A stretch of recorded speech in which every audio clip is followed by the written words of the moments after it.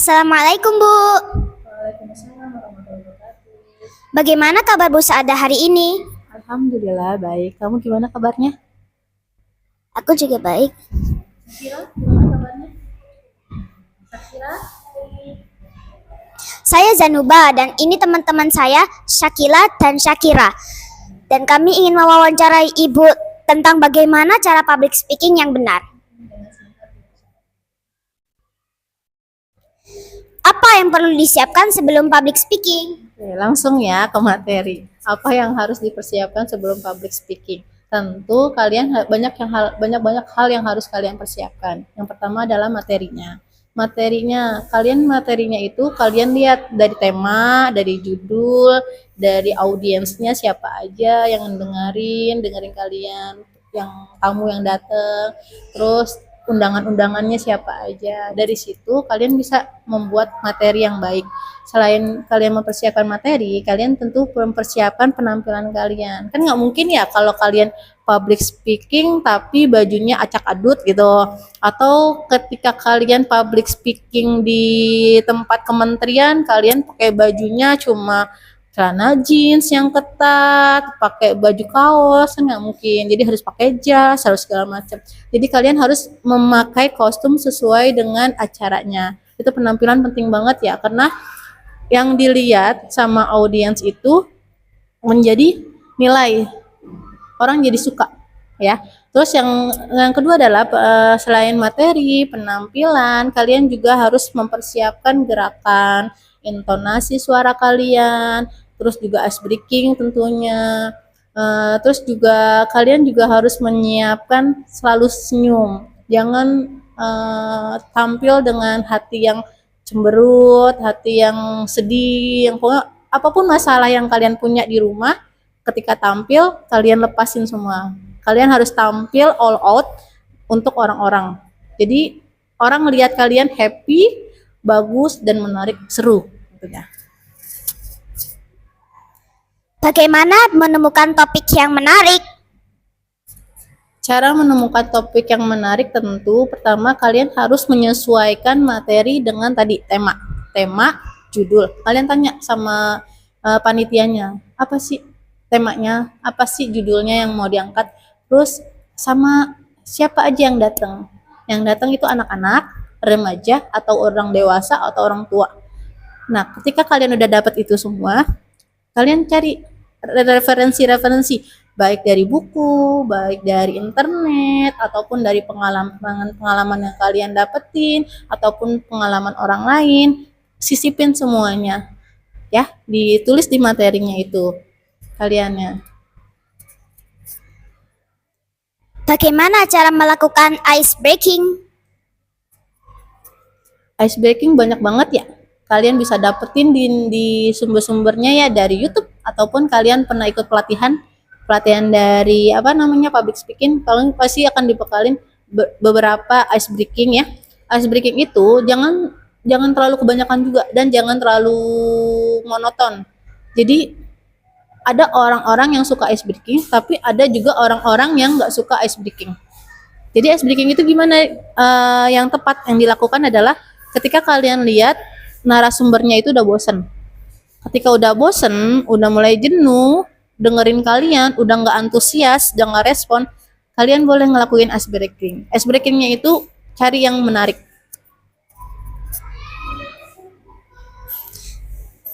Bagaimana cara menciptakan public speaking yang berkesan, Bu?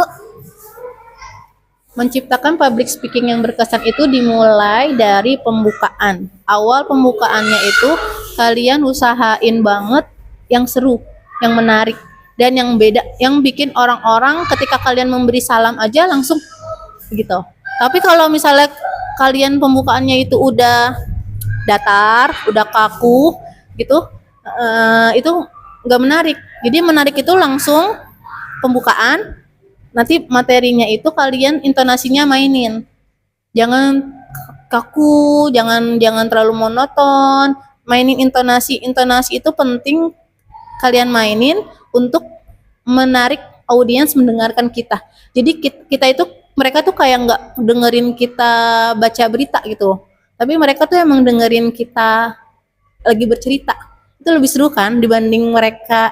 Kalian kalau dengar berita kan agak bosen dibanding dengerin orang bercerita kan? Kayak gitu aja. Ketika kalian jadi public speaking, jangan, para hadirin yang berbahagia, hari ini saya akan membawakan materi tentang, kan nggak enak aku ya, tapi hai semuanya, gimana kabarnya? Hari ini senang sekali saya hadir di sini di depan kalian semua, para saudara-saudara saya akan menampilkan materi yang akan luar biasa banget. Kan lebih seru ya dibanding monoton, kaku, dan bahasa-bahasanya itu nggak asik gitu. Bagaimana cara mengatur gerakan tangan? Gerakan tangan penting banget ya di bagian public speaking. Public speaking itu banyak ya, bukan cuma kalian jadi narasumber, tapi MC, kalian jadi guru juga termasuk public speaking loh.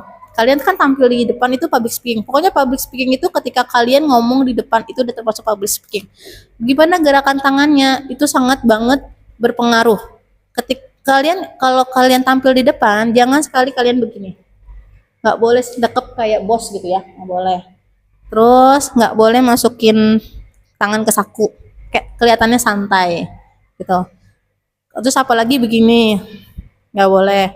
Pokoknya tangan yang baik itu adalah tangan yang nggak menutupi muka juga, dan tangan yang nggak terlalu banyak gerak, kayak orang nari gitu ya. Nggak nari ya. Tangannya gimana? Tangannya biasa, jangan begini juga. Kalau begini biasanya untuk orang nari ya. Nah dia tuh nyanyi gitu ya. Tapi tangan yang bagus ketika public speaking adalah kalian terbuka tangannya, terus kalian cukup gerakinnya itu sesekali atau 2 kali, jangan keseringan begini-begini, kita kayak orang nari ya, misalnya terus terkadang ngepel atau gimana, pokoknya sekali aja, jangan terlalu keseringan, karena kalau kebanyakan gerak itu juga nggak bagus dilihat. Bagaimana frekuensi latihan public speaking? Frekuensi latihan public speaking itu usahain banget kalian lakukan rutin ya. Bisa banget di rumah, kalian dengar YouTube, lihat orang-orang yang bagus public speakingnya, kan banyak ya. Ada siapa aja tuh yang bagus public speakingnya? Tahu gak? Yang bagus cara dia ngomong, kira-kira ada tahu gak kira-kira? Kalau ibu sukanya Najwa Shihab, bagus itu. Ibu suka banget Najwa Shihab. Cara ngomong intonasinya ibu suka. Siapa lagi ya, banyak ya, Mario Teguh, tahu kan Mario Teguh, belum pernah denger ya. Pokoknya banyak banget di YouTube, kalian belajar dari mereka, mereka ambil yang baiknya, jangan ikutin yang buruknya, yang bagus-bagusnya apa. Kayak misalnya Najwa Shihab bagus nih cara dia ngomong intonasinya, kita bisa belajar gitu ya.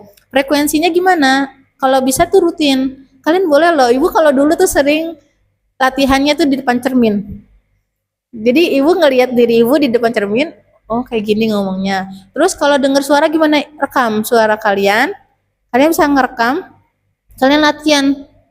Suara aku ternyata bagus tuh jadi pembawa berita. Kan bisa kayak gitu. Kalian bisa ngerekam, terus kan bisa dihapus. Pokoknya rekam aja. Jadi, itu kalian ngelatih. Mana yang paling kalian suka dari nada-nada kalian, intonasi kalian. Itu cara frekuensinya. Terus setelah kalian tampil, kalian evaluasi.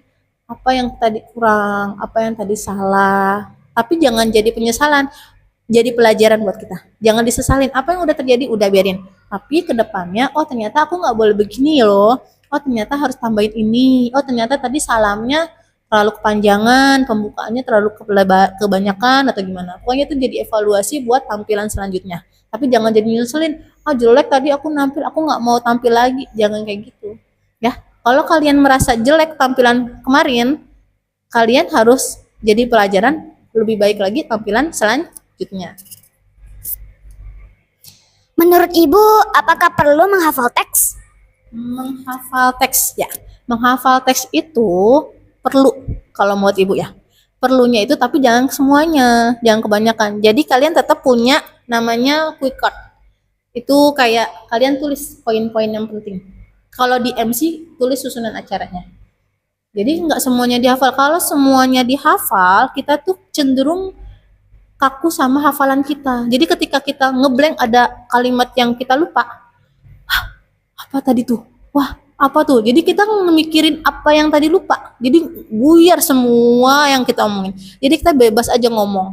Nah, kita bebas ngomong, nanti kita lihat lagi. Kita mau ngomongin masuk lagi ke temanya, kita masuk lagi ke materinya gitu.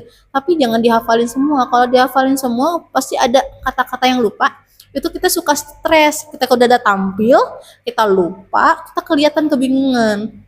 Kelihatan kebingungan, oh dia kebingungan, dia mau ngomong apa kebingungan.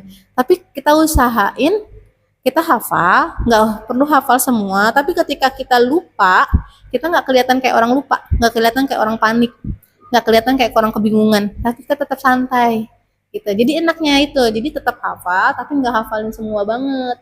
Jadi tetap kalian punya poin-poin penting yang ingin kalian sampaikan, ya kayak gitu. Terutama kalau susunan acara itu, kalau jadi MC kalian tulis susunan acaranya, itu pasti kalau dihafalin banget kadang cenderung ada yang berubah-berubah susunan acaranya, cenderung ada yang kalian lupa, nanti ada yang kelongkap-kelongkap, nanti kalian jadi ngeblank sendiri, jadi ambruk, ambiar semua. Kalau ngeblank udah tampil di depan, kalian ngeblank, kalian panik, kalian bingung, akhirnya udah kalian udah ngedrop duluan, ngedown duluan, udah nggak suka duluan. Padahal harus MC atau public speaking harus mulai dari awal sampai akhir, nggak boleh berhenti di tengah-tengah, nggak boleh ngambek di tengah-tengah, nggak boleh aku nyerah di tengah-tengah, nggak boleh, harus selesaikan sampai akhir. Itu cara mood kalian jaga terus dari awal sampai akhir kayak gitu. Terima kasih banyak Bu atas informasinya, dari atas waktu yang sudah diberikan kepada kami. Sama-sama ya, mudah-mudahan. Sama-sama ya, mudah-mudahan apa yang Ibu sampaikan, apa yang kita diskusikan, bukan Ibu sampaikan, apa yang kita diskusikan bersama menjadi bermanfaat buat kalian semua. Mudah-mudahan kalian semua bisa menjadi orang yang berani tampil. Gak harus public speaking yang skala besar, tapi kalian harus berani tampil di depan teman-teman, depan guru. Itu cara kalian ngelatih diri kalian. Mudah-mudahan bermanfaat ya. Kami pamit dulu ya Bu. Wassalamualaikum. Waalaikumsalam warahmatullahi wabarakatuh. Terima kasih banyak.